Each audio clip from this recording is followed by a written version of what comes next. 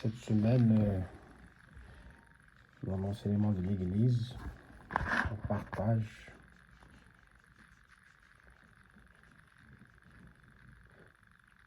sortirons victorieux de toutes nos épreuves et tribulations. Comme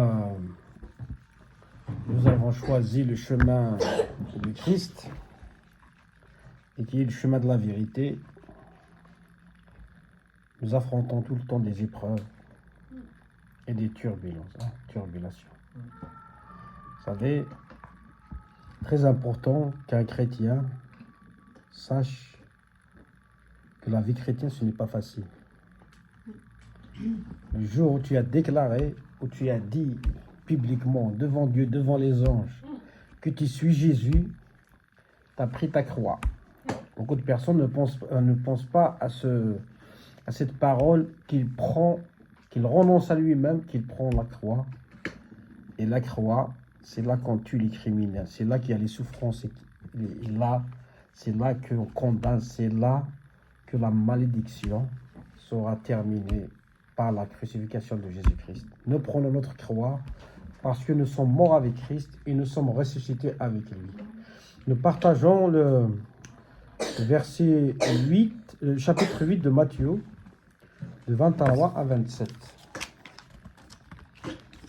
Quelqu'un peut le lire Chapitre 8. Matthieu chapitre 8, verset 23 à 27. Il monta dans la barque et ses disciples le suivirent. Il monta dans la barque et ses disciples le suivirent. Vas-y. Alors il s'éleva sur la mer une si forte tempête. Il se leva sur la mer une si forte tempête qui veut dire une grande tempête. C'est pas une tempête, une simple tempête, mais c'est une tempête qui est vraiment forte. Que la barque était couverte par les vagues. Toute la barque était couverte par les vagues. Vous savez, quand vous êtes dans une petite barque et vous voyez des grosses vagues, donc après les vagues, c'est la mort. Vas-y. Ouais. Et lui, il dormait. Les disciples s'approchèrent de lui et le réveillèrent en disant : Seigneur, sauve-nous, nous périssons. Il leur dit : Pourquoi avez-vous peur, gens de peu de foi ? Alors il se leva, menaça les vents et la mer, et un grand calme se fit. Plein d'admiration, ces hommes se disaient : Quel est celui-ci, car même les vents et les mers lui obéissent. Amen. Donc c'est bon. Ah, c'est bon. Ouais. Donc si on comprend bien que, en fait, cette tempête dans nos vies actuelles, dans nos problèmes, ce qu'on rencontre, ce qu'on vit, la tempête qu'ils ont vécue là, donc il y avait le Seigneur avec eux. Vous savez, si on parle juste par rapport à l'aspect physique de disciples de Jésus, donc à leur vie, ils sont montés dans une barque et suivaient Jésus. En fait, ils ont suivi Jésus pendant, c'est pas seulement dans cette barque, mais ils ont vu les miracles, ils ont vu la puissance de Jésus, ils ont vu peut-être la résurrection des morts, ils ont vu des guérisons, ils ont vu son autorité, ils ont vu que c'est le Fils de Dieu. Mais pendant cette tempête, ils ont oublié qu'il est Dieu. Imagine-toi, c'est quoi ta tempête aujourd'hui? C'est quoi notre tempête déjà? Parlons sur la tempête. Une grande tempête, pas seulement une tempête. La grande tempête, ça veut dire, je ne sais pas ce que tu vis ou ce que tu as vécu déjà. On a tous des expériences où tout est fermé. Je ne vais pas te dire que ouais, j'ai la foi, mais à un moment donné, on a dit, même nous à Jésus, où es-tu? Où es-tu, Seigneur? Peut-être tu dors, peut-être, c'est pas, peut-être tu rentres dans le doute. Mais pendant cette tempête, ils n'ont pas gardé la foi. Ta tempête, c'est les problèmes, c'est des difficultés, c'est des épreuves. Où toi-même, tu as oublié que tu as un Dieu puissant, que tu as oublié que tu as un Seigneur vivant, que tu as oublié que c'est juste une épreuve pour que tu vas grandir. La grande tempête est pesée par l'autorité du Seigneur. Donc pendant les tempêtes, que nous avons besoin de garder notre foi. Vous savez, en fait, l'arme du chrétien, c'est la prière. Mais le combat, la résistance du chrétien, la patience vient par la foi. Nous devons garder notre foi, quel que soit ce que nous voyons. La foi vient de ce qu'on entend, ce qu'on entend vient de la parole du Christ. À un moment donné, tu entends les gens te disent arrête. Tu entends des gens te disent ouais, mais le Seigneur, ça fait longtemps, votre Seigneur n'existe pas. Mais notre Seigneur nous dit notre foi vient de sa parole. Sa parole, Jésus est vivant, Jésus au-dessus de toute chose, au-dessus de tout nom. Quels que soient nos problèmes, quelles que soient nos difficultés, nous devons garder la foi. Ne faisons pas comme les disciples. À ce moment-là, il n'y a pas de foi. Ils ont perdu leur foi. Ils ont dit, Seigneur, nous allons mourir. Alors qu'ils étaient avec le Seigneur. Même s'ils dorment, il les a mis juste pour voir l'attitude de leur foi. Donc, quand ils ont vu que le Seigneur agit, la tempête s'est calmée, ils ont dit, c'est là qu'ils ont commencé à croire. Mais nous devons croire avant qu'on voit les choses. Nous devons croire avant que la tempête pèse. Parce qu'on a un Seigneur, un Seigneur tout-puissant. La tempête crée la peur. Vous savez, aujourd'hui, la peur, c'est l'arme du diable. Vous savez, nous avons tous la foi. Mais au moment où nous avons le sentiment de peur, on a perdu notre foi. Vous savez, il y a un exemple où ils ont raconté une histoire qu'il y avait un arbre qui est un arbre puissant. Hein. Tous les tempêtes qui passent, il penche mais il ne se cache jamais. Et un jour, tu avais des petites bêtes là qui sont rentrées à l'intérieur, ils ont commencé à bouffer l'arbre de l'intérieur.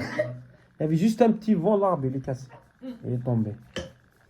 C'est la même image que notre foi. Si on laisse le diable nous montre, nous voyons, on voit ce qui se passe, c'est fini, c'est terminé.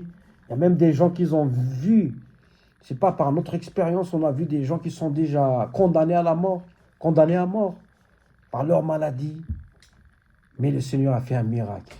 Mais si nous perdons notre foi, on ne peut pas avancer. Donc dans les moments des turbulations, des épreuves, nous devons avoir la foi en premier. Nous devons avoir la patience aussi. La patience, tout le monde te dit, moi je suis patient. Mais si on fait un test ici, on trouve quelqu'un qui patiente, peut patienter 5 minutes peut-être. On a tous la patience. C'est vrai, quand on parle comme ça, moi je suis un homme patient, mais quand ça arrive, quand tu fais les dégâts, tu dis, ah si j'ai patienté. Ah si j'ai résisté. La patience produit la résistance, et la résistance, c'est la victoire dans l'épreuve. Si on veut vaincre nos problèmes, nos épreuves, nous devons patienter. Qui a la patience comme Job? Imaginez-vous. Tout est tombé sur lui. Mais grâce à sa patience, Dieu l'a récupéré 10 fois de ce qu'il a perdu. Jésus est notre source suprême et notre refuge. Face à toute tempête destructrice de nos vies, les disciples doivent s'attendre uniquement au Seigneur. Nous aussi, on attend personne, hein. On attend du Seigneur. Ce qui se passe actuellement dans notre église, quelqu'un te dit c'est un dossier, c'est un truc, mais nous devons attendre que des Seigneurs. Le Seigneur fait les choses. Si le Seigneur laisse les choses comme ça, c'est pour voir ta patience, c'est pour voir ta foi. Il y a des gens qui sont peut-être désespérés ou démoralisés, ou ils ont un doute même. Il y a des gens qui ont un doute. Mais nous devons attendre que à le Seigneur. Notre Seigneur, les épreuves développent les ailes et les muscles de la foi. Vous savez, quand on sort dans des épreuves, on devient mature. Dieu qui nous éprouve, il y a un verset dans 1 Corinthiens 10, 13, si je ne me trompe pas, il dit « Dieu qui nous met à l'épreuve provient toujours le moyen de s'en sortir. Dieu ne peut pas nous éprouver au-delà de notre force. » C'est ça que nous devons comprendre. Si Dieu m'a mis dans cette situation, c'est Dieu a mis l'Église dans cette situation, c'est Dieu a mis ma famille dans cette situation, c'est Dieu a mis mon pays dans cette situation, il a prévenu déjà le moyen de la victoire. Et c'est lui qui nous donne la victoire. Juste, il nous éprouve. Il voit l'attitude de notre foi. Mais cette épreuve produit des ailes et des muscles. Parce que ta foi et ma foi et sa foi, c'est pas la même foi. Tu as des gens qui ont la foi même de ressusciter les morts. Et tu as des chrétiens, c'est pas une critique. Tu as des chrétiens, mais ils ont que la foi d'acheter une baguette si ça va pas. Tu as des chrétiens qui croient même, je sais pas, à voir Jésus. Mais selon leur épreuve. À chaque fois qu'on passe l'épreuve, on monte. On aura des ailes. Et comme le dit Exode, Deutéronome 32, 11, un aigle, vous savez, un aigle, quand il vole, c'est un sacrifice quand il pousse. Mais il arrive à un moment, à une hauteur, comme un avion. Il arrive là-bas, il se plane. Et quand il se plane, il n'a pas besoin de faire des efforts pour avancer. C'était le vent qui le pousse. Et l'attitude de notre foi, quand on se compare à un aigle, on va sortir de toute la transfert, de toutes les épreuves, avec un sacrifice, avec un effort, mais on arrive à un moment, juste, on se plane, et le Seigneur nous sort des épreuves, et c'est lui qui le pousse. Alléluia. Les épreuves qualifient pour aider les autres. Vous savez, c'est très important de vivre le moment de victoire. Je ne sais pas, quand tu vois un athlète, moi je développe ça, ce que le Seigneur m'a inspiré. Quand on voit un athlète, il est en train de courir, en train de sacrifier les dernières minutes là, que tu entends ton cœur, qu'il bat à une vitesse et que tu perds le souffle, mais quand il arrive à la ligne d'arrivée, quand il prend le drapeau de victoire, il oublie même sa souffrance, il oublie même son sacrifice. Il y a une joie extraordinaire quand on raconte un témoignage où là, on a tout perdu, on a été tabassé, peut-être on était persécuté. Ce qu'on a vécu chez nous en Algérie, le rejet, un chrétien ne doit pas déclarer sa foi, sinon il sera licencié. Mais à un moment donné, quand tu passes toutes ces épreuves et tu rates cette victoire, il y a une grande joie. Il n'y a pas seulement une grande joie pour toi, mais de partager aux autres.